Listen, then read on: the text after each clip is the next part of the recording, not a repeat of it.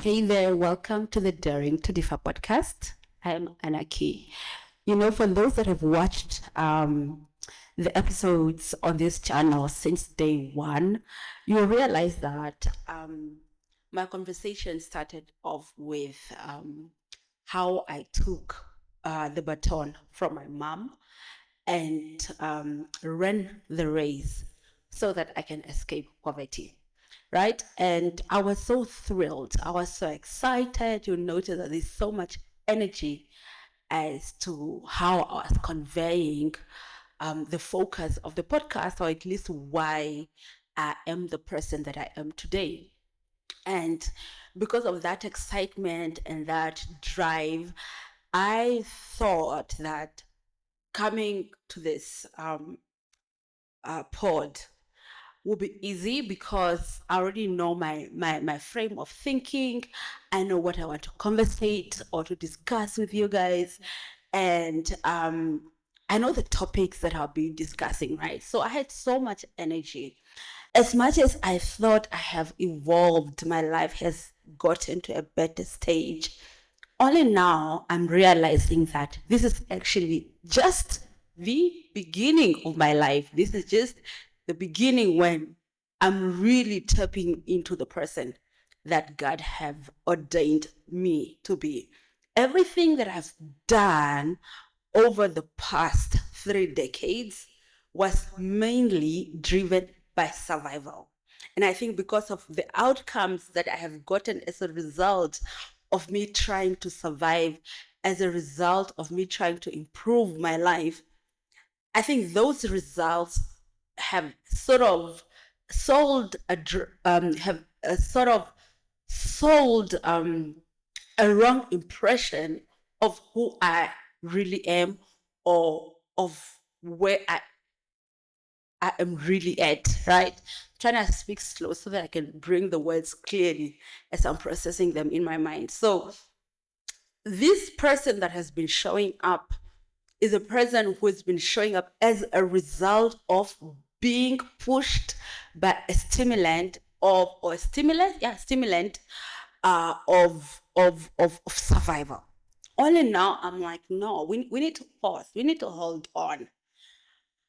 And I'm now looking at who Anaki really is, who Anaki can really become if she do the things that she really, really, really, really wants to do, and not because she's doing these things because she's being pushed by certain factors. By this, I mean, having lived the past 3 decades, I would say 2 decades, because I would say just 1 decade. This person was driven just by external factors mostly. And these are external factors, factors of my environment, where I come from, coming from poverty, factors of I need to make it in life, factors of I need to break the chains, factors of if I don't push myself, then everything is going to fall down. That was the person that I've lived in for the longest. And even my satisfaction in life, I've noticed I would then attribute it to things like I would show up at work and I'll give it my best. And if you ask who Anarchy is, in most cases, it will be conversations based on the things that I have acquired as a result of being somebody who pushes herself. And most of these achievements are work related. For instance, I'll tell you the successful projects that I've implemented or I've led, right? I'll tell you the successful interventions or projects that I've done in my family to move things from where they were to a better place. I'll tell you projects that have impacted other people as a result of me pushing myself, but those projects are mainly pushed by factors of survival. I don't know if you understand this, but so even if the other day I was doing my life audit, right, just seeing where I've been, the things I've done, and where I am today, I kid you not, all the milestones that I would say I have done to the best of my ability. These milestones are really just driven by survival, and they don't speak to who I am as Anarchy. At least the person that I visualize to be my ideal self, right? So I've been lingering for the longest in in an area where I want to achieve certain things because of the push factors, not necessarily because of the drive from my core or the drive for coming from the person that I really want to become with intention. But it was mostly just based on survival. Let me do this because if I don't do this, then this will happen. If I don't do this, then this will happen. If I don't get this job, then this will happen. And now I'm like, we headed to 40, right? And I'm like, hold up, who is this girl? Beyond all this survival driven way of love of life, who is this girl? What is her potential? And I'm like, I thought I really would come on this pod and teach people, but I'm actually just the learner. I am the learner who is now trying to see what are the things that I need to do to make sure that my life that I am moving in, or the life that I'll be living, moving on, is one that is not just being pushed in the zone of survival, but is a life that I am operating from an area of intention and being able to choose and say that because of of the type of person that I am willing to move in this direction, or because of my heart desires, I'm willing to work in this environment or in this organization because of the type of person that I am, not necessarily because I need to put bread on the table. You get? And I'm able to come up with interventions that are contributing to my fulfillment as Anarchy, and not necessarily because that is the only opportunity that is available for me or that I can get, and if I don't get it, I'm going to regret. But rather, I want to move to a zone where I'm able to create new paths, create new things that have not existed. I don't even know what these things would look like, but I am rather leaning in my ability to bring my creativity to life, to bring projects to life that for the longest I've visualized, but I thought they were far fetched. But actually, these are things that I can start working on in my current status, in my current capacity. And these are creations that are not driven from a point of lack, they are not driven from a point of surviving or from a point of if I don't do this, then this will crumble down. So I'm now moving into this new zone. So to say that I am only now really, really, really living my life is something, it's just something that even myself, I'm shocked. I'm really shocked because I thought I was living the life, but I was actually not, because most of what I was doing was driven by the elements of survival. But now I want to tap into the real Anarchy, becoming that person who is willing to breathe in and listen to the voice of God and listen where God is leading me to, where God is pointing the torch and I'm following that light. This is the person that I am now tapping into. And now that I'm on this journey, I don't even know what I'm going to present to you guys on the Daring to Differ podcast, because myself, what I'm experiencing is new to me, is an area of life that I've not echoed even the same way I'm echoing it to you or with you, because it's something that is new to me. And it all started with this year where I chose and I said I want to experience life differently. I'm willing to put myself in different environments. I'm willing to have different thoughts. I'm willing to have different way of living. So I just dared myself. And I've been doing the morning pages in Julia Cameron's book titled The Artist Way. So with all these morning pages, I think with time, I've been now moving closer to who Anarchy is, or at least understanding who I am, or who I am meant to be. And I am now at this stage where everything is so much to understand. It's so complex to understand, even for myself. I don't even know if I make sense as you guys are listening to this, but I'm not at a stage where I'm just like, there's so much clarity that I need God to help me unveil, right?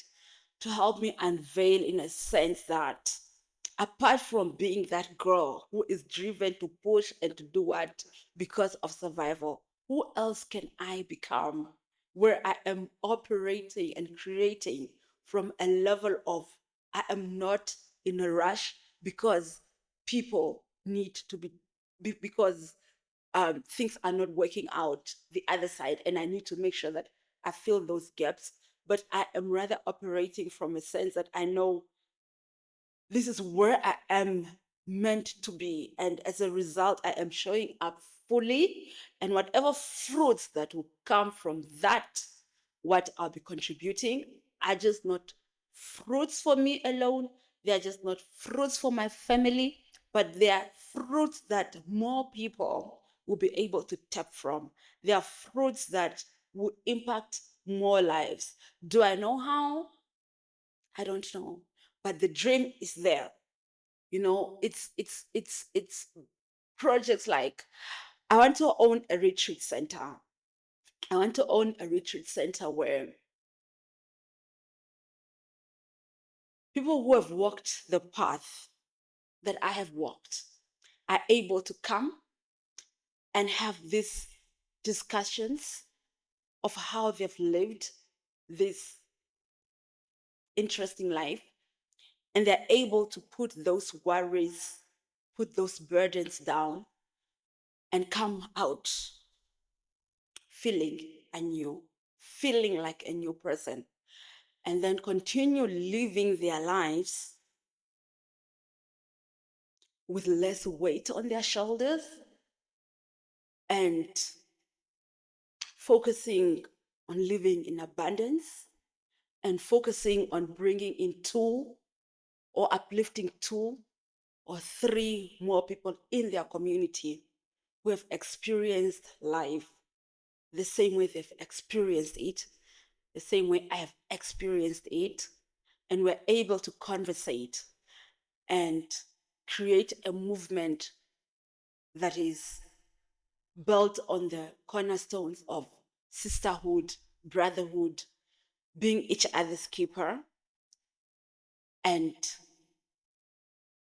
also moving into life knowing that we can be more and we can do more. That's just one of the audacious dreams that I have. But if I was not operating from that level, had I not stopped operating from the framework of thinking of showing up in life based on the factors of hardship that I want to defy, then I would not have had thoughts like coming up with a retreat center. Because abundance and scarcity cannot coexist. They can't coexist. It's either I'm choosing to remain in the framework of thinking of scarcity, although I know I've moved away from scarcity, but my mental status is still lingering in which holes to continue fixing, which holes to continue identifying and shifting, and fixing, then I'm doing injustice to myself. I need to move away from that red zone to the blue zone. The blue zone being where I am no longer driven by the thoughts of scarcity and survival, but I'm driven by the thoughts of what else is possible. What else can I contribute? What is the other value that I too can bring on the table? I don't, I, it's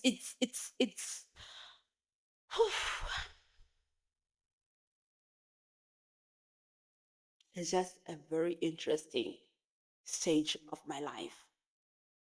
And it all started with me asking myself, or at least declaring and daring myself that I want to live an extraordinary life by 40 years old, or for when, or at least, yeah, by 40.